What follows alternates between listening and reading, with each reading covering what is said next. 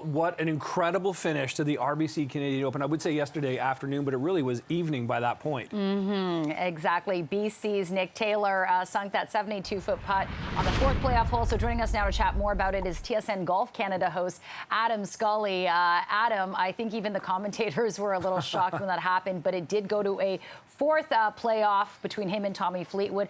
What kind of moment do you think this means for Nick Taylor? Do you think that he's, I don't know, come to terms with what a historic moment, a feat this was?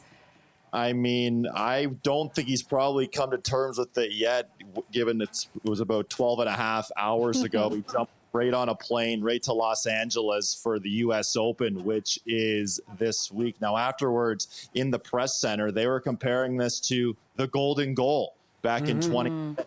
Crosby, some of the other great Canadian sports moments. It was iconic. I was on SportsCenter throughout the night, still airing this morning, and we spoke about that this is going to be a where were you when moment. People will never forget where they were when Nick Taylor sunk that 72-foot putt to not only win his third PGA Tour tournament, but also his first RBC Canadian Open. Yeah, just incredible. And, you know, we're looking right now at an image of Mike Weir cheering. Of course, Mike Weir, the 2003 Masters champion, which was such an iconic golf moment for Canada. Where do you think this ranks? I mean, Mike Weir winning the Masters, he kind of came out of nowhere. And then Nick Taylor yesterday, really after his round on Saturday, kind of came out of nowhere after barely making the cut. How do you kind of compare these two different wins? Yeah, totally very different wins for sure. Have to include Brooke Henderson winning Canada a couple of years ago. Similar conditions that we saw on Sunday in terms of rain, in terms of sort of damp and cold. It wasn't really ideal. Mike Weir's different. His win was obviously different given it was a major championship. But for Nick Taylor, the entire world watching, I was on with you guys a couple times early last week, given all the drama that went on between the PGA Tour and the merger. It was a wild week in the world of golf, but you know, Nick Taylor might not be playing golf if it wasn't for Mike Weir and what he did back in 2003. And now, hopefully, after this victory by Nick Taylor, we could see the next Nick Taylor, a little kid who maybe 3, 4, 5 years old, get up and watch the highlights this morning or see what happened yesterday and think, maybe I want to do that in my.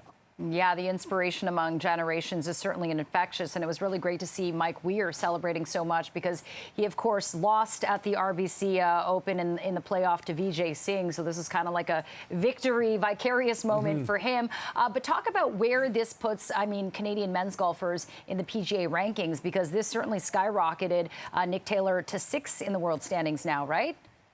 Yeah, so 6th in the FedEx Cup standings. He's 45th. That's right, 44th in the official world golf rankings. And now 4 Canadians have won on the PGA Tour this season. The depth of Canadian golf is really at an all-time high, which is incredible to see.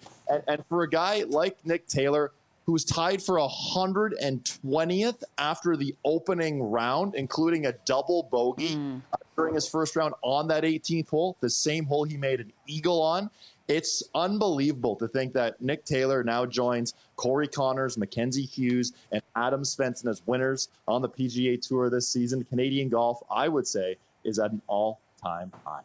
Yeah, it is looking good. Okay, we can't, Adam, not talk about this. Adam Hadwin trying to get on there, spray him with a little champagne, and he gets just taken out by security here. Tell us more about that moment. Just got absolutely wallpapered by the security guys. So we've seen this obviously many times in the past. Big victories, players, fellow players, friends, etc., come out with the champagne and go for the pour option there and spritz it all over them. And so I guess there were a lot of people inside the ropes at that time, and the security guard, I guess, maybe didn't see a badge on Adam Hadwin. I don't think he was wearing one because there were many other players also inside the ropes, players from Europe who were supporting Tommy Fleetwood, who have played on Ryder Cups, etc., for him. Luckily, Hadwin survived. He was okay. He's not the biggest guy in the world for sure, but his wife tweeted out later that Hadwin actually apologized to the security guard for running onto the green. So certainly a funny action. Thankfully, everyone was okay. And Canadian Mackenzie Hughes, who wasn't out there, tweeted out a photo of Hadwin on their plane. Yeah, such a Canadian moment. More for an Adam Sandler and Happy Gilmore, not for Adam Hadwin. But hey, he took it like a champ. So thanks so much, Adam Scully, another Adam, TSN Golf Canada host. We appreciate your time. Thanks Thanks so much, Adam.